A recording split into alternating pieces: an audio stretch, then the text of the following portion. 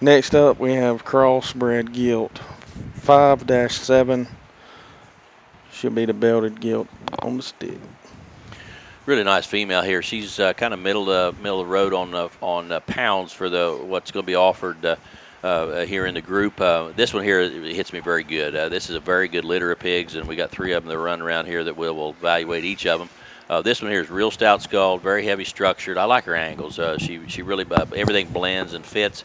She reaches good out of her front end. She does the same thing behind and leaves you very square as she goes away. She's got a ditch running down her top and building a lot of muscle shape there, and comes with muscle out of the top of her blade and rib cage really quick in the way it should, and everything still ties in her head carriage and the way everything blends right there very, very well. Be a very attractive look coming out of the gate.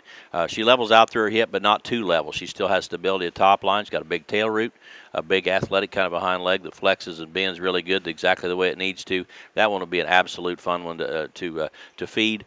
She's one that, again, you're not going to have to do a lot of special things to create lots of stuff. She's got it, but in the right type of maturity. Everything fits really well. A good feeder that will project right on out as a good one the first weekend as a jackpot hog. You can maintain that one week in and week out because of the skull, the bone, the shape she's got, and she's not going to put out on you and quit and be a small framer. She's got enough extension and elevation, and should be a very good big one, a 3-dimensionally stout one, has a good big breeding gilt right on down through the fall. That'll be a lot of fun. 5-7 gilt.